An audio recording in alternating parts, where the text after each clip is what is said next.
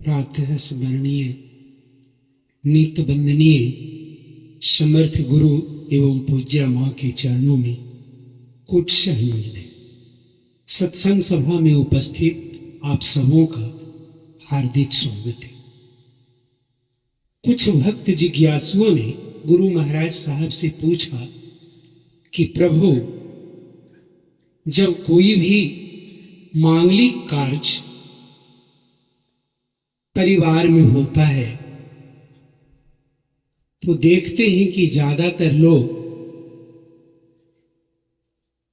नृत्य नांगनाएं नर्तकी को लाना पसंद करते हैं और बिरला ही कोई व्यक्ति होता है जो अपने सदगुरु के सत्संग का आयोजन करता है। प्रभु, जरा हमें इसके रहस्य को समझाएं। देखें जिज्ञासु का प्रश्न कितना सुंदर है।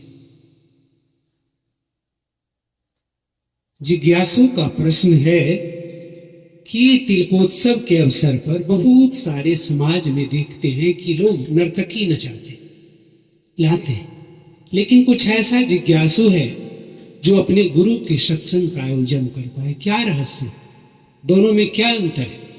परम पूज्य गुरु महाराज साहब ने उत्तर देते हुए कहा कि बेटा, इस संसार में ज्ञान की 4 अवस्थाएं।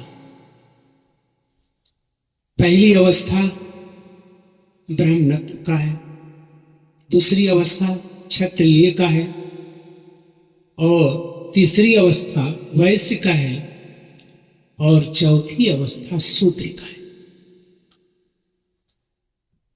तो व्यक्ति जिन अवस्थाओं में होता है, तुम्हारे समाज या परिवार में व्यक्ति जिन अवस्थाओं में होता है, उन्हीं अवस्थाओं के जैसा उसके अंदर विचार उठता है, उसके अंदर भाव उठता है और वैसी ही वह प्रस्ताव अपने परिवार और समाज के अंदर है।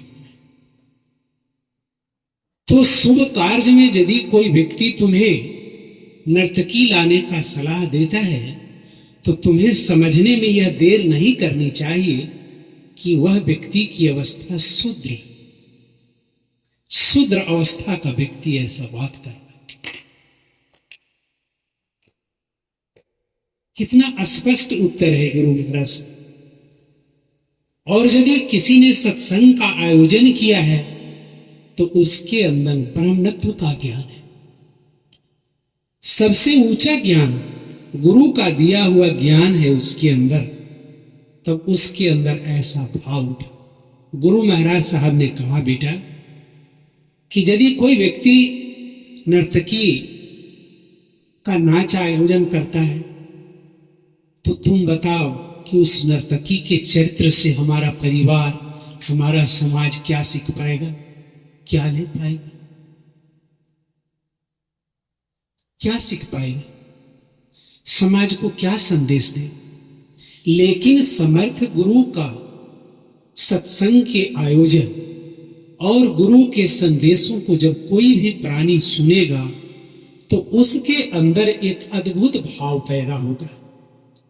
ऐसा भाव पैदा होगा कि यदि वह गुरु के सत्संग में बार बार बैठना शुरू करेगा, उनके संदेशों को लेगा, तो उनके अंदर कर्तव्य बोध होगा, उस व्यक्ति के अंदर चरित्र का निर्माण होगा। और बेटा याद रख, इस संसार में चाहे तुम चारों धाम कर लो, चाहे तुम अनोना कर लो, चाहे तुम एकादशी कर लो, चाहे 50 लाख का जग कर लो, कोई भी अनुष्ठान तुम्हें भवसागर से पार नहीं कर सकता। तुम डूब मरोगे, तुम यहीं डूब मरोगे, उस पार नहीं हो सकते। इसलिए कि तुमने जो जीवन में पूजा किया है वह बाह्य पूजा है। केवल मंदिर में जाकर के तुमने घंटी डोलाया है और तुमने जो उपवास रखा था वह शरीर का उपवास किया था और मन को तुमने वासनाओं में छोड़ा था। तैरने के लिए तुम्हारा मन भटक रहा था विषय वासनाओं में, इसलिए कि तुम्हारे जीवन में कोई गुरु नहीं था, तुम्हारे जीवन में कोई रास्ता बताने वाला नहीं था कि किस रास्ते से चलकर हम अपने चरित्र का निर्माण करें। और एक सदगुरु कहता है कि निर्मित चरित्र वाला व्यक्ति ईश्वर का दर्शन कर सकता है, ईश्वर की भूमि पर जा सकता है। और जिसके अंदर चरित्र नहीं है वह कभी भी ईश्वर का दर्शन नहीं कर सकता। कितना बड़ा कड़वा सतगुरु महाराज साहब ने उस जिज्ञासु के पास रखा कि बेटा देखो कितना अंतर है, कितना अंतर है दोनों के आयोजन में।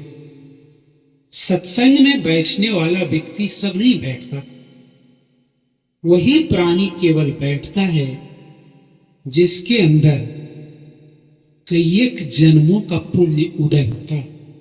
ऐसे ज्यादातर व्यक्ति कुर्सी पर बैठ के शिकवा शिकायत करता है, खैनी गुटका लटाता है, संसार का गपशप करता है, लेकिन सत्संग में नहीं बैठ सकता। इस प्रश्न को जब मैं बार बार गुरु महाराज साहब के पास जाता तो जिनकी तस्वीर आप देख रहे हैं उनसे मैं प्रश्न करता कि प्रभु अपने जीवन में मैं इतना ऊंचा पहले तो गुरु नहीं देखा, जीवन में संत नहीं देखा आपकी, और आपकी जो पुस्तकें हैं वह भी उच्च कोटि की है, और आपका जो प्रवचन है वह भी उच्च कोटि का है। और जब हम लोग समाज में सत्संग का आयोजन करते हैं, लोगों को बड़े प्रेम से बुलाते हैं, बिठाते हैं, खिलाते हैं, सोने की व्यवस्था करते हैं, उसके बाद भी लोग सत्संग में आना पसंद नहीं करते हैं, क्या कारण? यही हमारा प्रश्न था गुरु महाराज साहब। तो गुरु महाराज साहब मुस्कुराने लगे और मुस्कुराते हुए उन्होंने उत्तर दिया कि देखो इसका उत्तर तुम्हारे रामचरितमानस में लिखा हुआ, और तुम लोग रोज दिन पढ़ते भी हो लेकिन समझ नहीं पाते हो कि क्या हुआ। तुलसी पूर्व जन्म के पाप से हरि चर्चा में सुहाए, जैसे ज्वर के बेग से भूख विदा हो जा। गुरु महाराज साहब ने कहा कि गोस्वामी जी लिखे कि पूर्व जन्म का जो पाप रहता है तो उसको व्यक्ति को सत्संग में बैठने नहीं देता, और सत्संग स्थल पर जाता है भी तो माथा नोचते हुए भागा, वह टिक ही नहीं सकता है, इसलिए कि पूर्व जन्म का पाप उसको सत्कर्म करने से रोकता है, हटाता है। कैसे? तो यदि किसी प्राणी को बुखार लगता है तो उसका भूख तुरंत भाग जाता है। उस ज्वर के ताप में इतनी शक्ति होती है कि जठराग्नि की गति को मंद कर देती है और व्यक्ति क्षुधा मंद हो जाता है। वही हाल हमारे समाज और परिवार का कि यदि आप सत्कर्म करें, कहें कि हम सत्संग करेंगे, तो लोग हंसी उड़ाएंगे, आपका मजाक उड़ाएंगे कि लगा छोड़ा पग ले पढ़े लिखी गलो पटन कदे से पकड़ ले सत्संग, देख बेटा पढ़े पर ध्यान दे, सत्संगवा तो बादों में करेंगे, ऐसे कह करके उसके मनोबल को लोग तोड़ता है ताकि वह आगे नहीं। लेकिन एक चीज याद रखना कि जो लड़का हो या लड़की कम उम्र की अवस्था से गुरु के सत्संग से जुड़ता है, गुरु से जुड़ता है, तो उसका जीवन तो निहाल होता ही है, उसके परिवार और समाज के लोगों का जीवन भी निहाल हो जाता है। आप यदि इतिहास के पन्नों को उलट कर देखें, प्रहलाद को देखें तो उम्र कितना था, बहुत छोटा था, लेकिन छोटी ही उम्र से भगवान का नाम जप कर ले। ध्रुव का उम्र कितना था, मात्र 5 साल का था, और मां ने सुनीति ने कितना सुंदर बात बताया बेटे को, जब सतीली मां ने अपने गोद से ठेल दिया कि तुम मेरे गोद पर नहीं बैठ सकते हो, यदि तुम मेरे गोद पर बैठना चाहते हो तो मेरे उदर से तुमको जन्म लेना पड़े। और वह बेचारा रोता हुआ माँ के पास, सुनीति के पास आ जाता और माँ से कहता है कि चाची ने हमारे साथ ऐसा व्यवहार किया। तो माँ कितना सुंदर बात बताती ध्रुव को कि बेटा, तुम ऐसे संसारिक माँ के पास, ऐसे संसारिक पिता के पास क्यों गोद में जाना चाहता है? तुम ऐसे परम पिता परमेश्वर की गोद में क्यों नहीं बैठना चाहता है कि जिसके गोद में एक बार कोई बैठ जाता है तो उसके गोद से उतरना नहीं पड़ता। और वह छोटा सा बालक अपनी जिज्ञासा से माँ से पूछता है कि माँ, कोई ऐसा भी पिता है कि जिसके गोद पर बैठने के बाद उतरना नहीं पड़ता? तो माँ ने कहा कि हाँ, वह परमपिता परमेश्वर नारायण है जिसकी भक्ति करने से कभी उसकी गोद से उतरना नहीं पड़ता। कितना संस्कार युक्त वह माँ होगी जिस माँ ने उतने छोटे से बालक में एक संस्कार का बीजारोपण किया। कितनी कमी रह जाती है आज की माता और पिता में कि हम बचपन से उस संस्कार की ओर बच्चों को नहीं मोड़ते हैं जिस संस्कार को पाने के बाद बालक या बालिका का जीवन धन्य होता है और उसके अंदर कर्तव्य का बोध होता है। तो गुरु महाराज साहब ने कहा कि बेटा, यदि सत्संग का आयोजन तुम करते हो तो गुरु तुम्हें यही बताता है कि तुम अपने कर्तव्य को जानो। तुम्हारे कर्तव्य में ही दूसरे का अधिकार छुपा हुआ है और दूसरे के कर्तव्य में तुम्हारा अधिकार छुपा हुआ है, और इस संसार में दुख और सुख का कोई कारण नहीं। हमारे डिस्पेंसरी में रोज पेशेंट आते हैं और रोज भगवान के ऊपर दोषारोपण करते हैं। डॉक्टर साहब, भगवान हमको बहुत कष्ट दिया, भगवान हमको इतना कष्ट दिया, इतना किसी को नहीं। और मैं इस वाक्य को सुनकर मुस्कुराता हूं, कहता हूं कि भगवान पर आप दोषारोपण मत करें। भगवान आपको दुख को नहीं दिया है। इस बात को आप निश्चय जाने कि कहीं न कहीं किसी न किसी जन्म से ही हमारे कर्मों का दोष, कर्म के दोष के चलते ही हम कष्ट पाते हैं और सीधे भगवान पर दोषारोपण कर देते हैं कि भगवान हमारा बड़ कष्ट है, इतना कष्ट के करुण है, सबसे ज्यादा होते। तो ऐसा बोलने का क्या कारण है?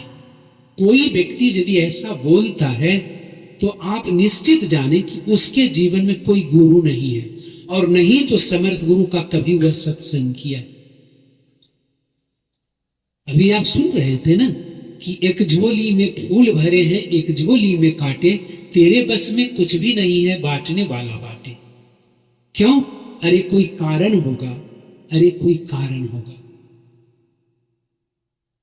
खूब पढ़ा लिखा व्यक्ति है, डॉक्टर है, इंजीनियर है, प्रोफेसर है, इतनी ऊंची ऊंची डिग्रियां उसके पास, धनाढ्य है, धन भी भरा पड़ा है, लेकिन यदि उसको आप झांक कर देखें उस व्यक्ति के अंदर और उससे आप पूछें कि धर्म क्या है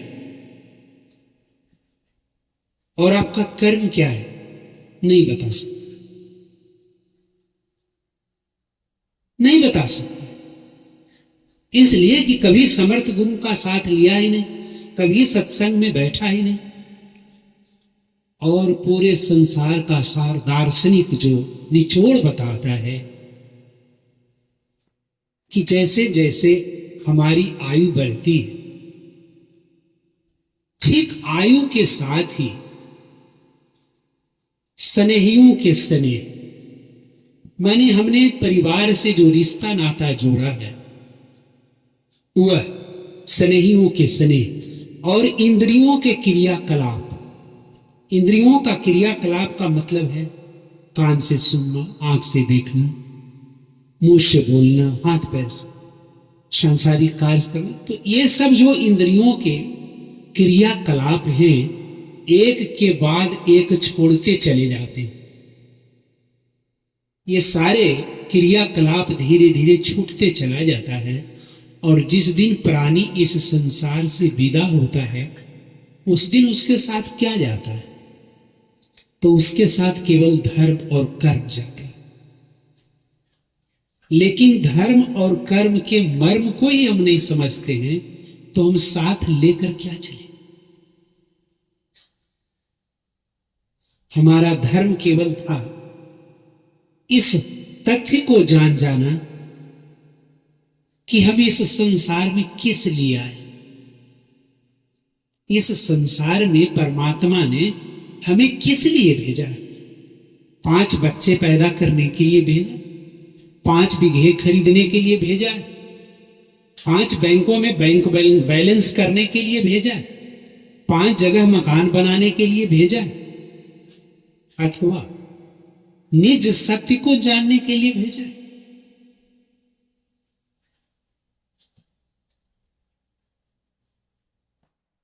सबसे बड़ा रहस्य यही छुपा है, जिस रहस्य को आप बिना समर्थ गुरु के सत्संग को समझ ही नहीं सकते।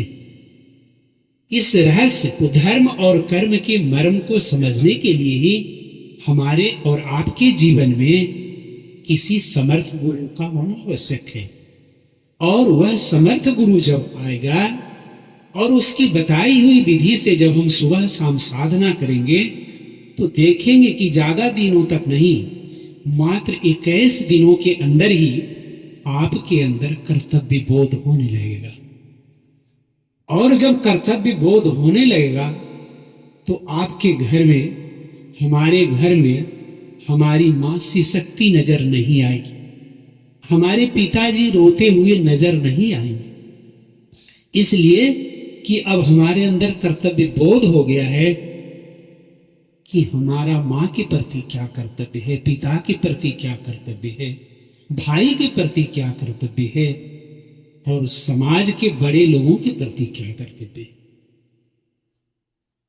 अब जरा सा आप अपनी सरसरी निगाह घुमा कर देखें कि क्या कि नर्तकी के डांस में इन सारे ज्ञान का समावेश है, और अपने हृदय पर हाथ धरकर टटोल कर देखें कि क्या यह संदेश नर्तकी आपको दे सकता है?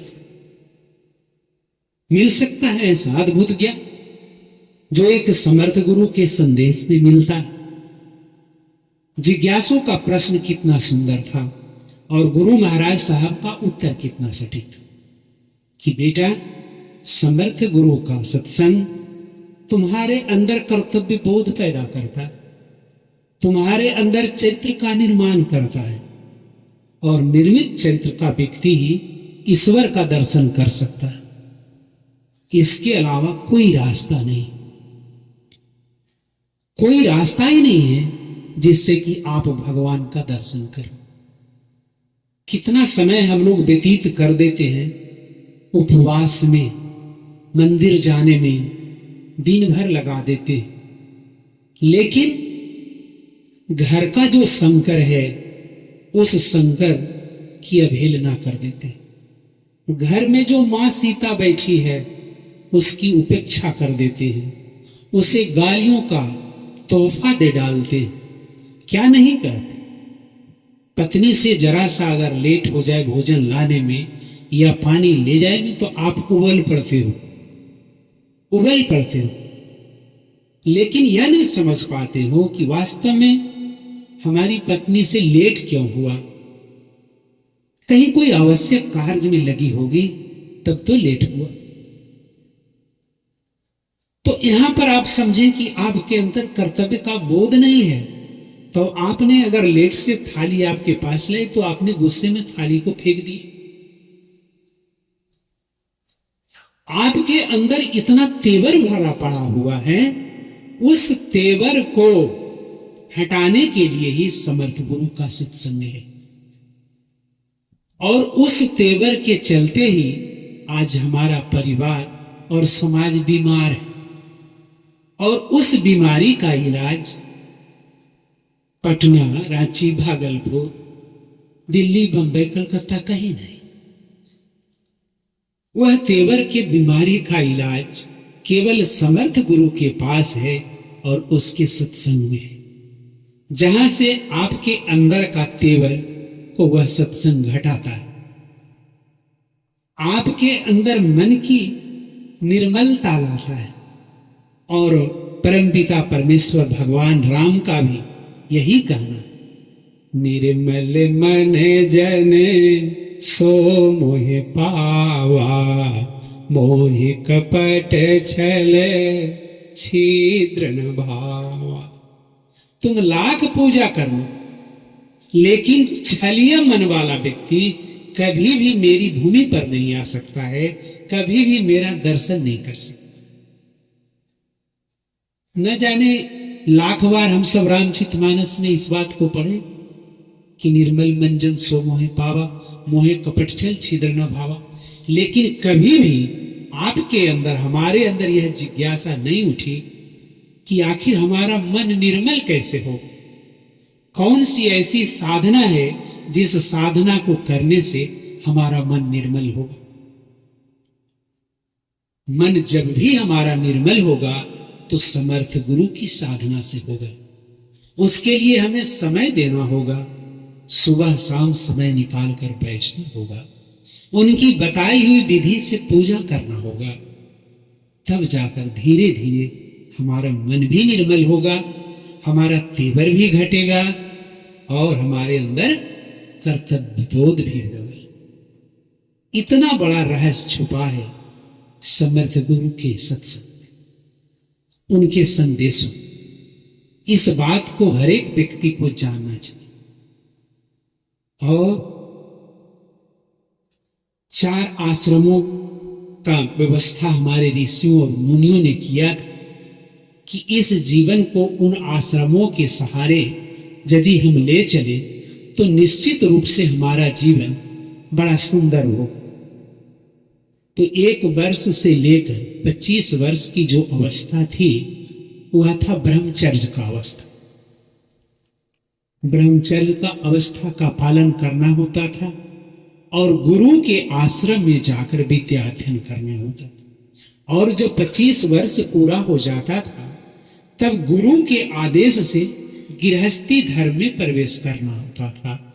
वह उम्र था 25 से 50 वर्ष का। और जब 50 वर्ष का उम्र पूरा हो जाता था तब गुरु के आदेश से वानप्रस्थ आश्रम में प्रवेश करवा दिया जाता।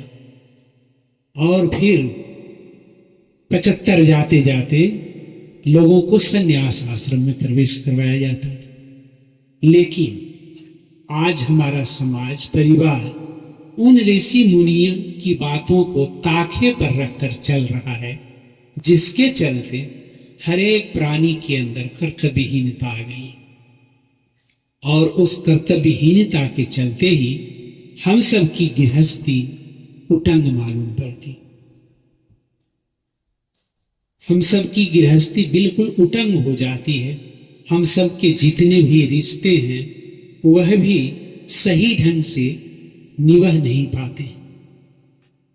और काल ही क्रम में हम लोग मिथ्या दोष लगा देते हैं कि ऊपर से ही हमारा ये कष्ट है, ये दुख है, ये तकलीफ, जबकि सारा खेला हम सबके कर्मों का है। आइए अब हम सब भी थोड़ी देर उस साधना को कर लें, जिस साधना को करने से हम सब के अंदर भी कर्तव्य बोध हो, हम सब के मन की मलिनता दूर हो और धीरे धीरे चरित्र का निर्माण, यानी ईश्वर की भूमि की ओर चले। इसके लिए आवश्यक है कि आप सब सहज आसन से बैठे।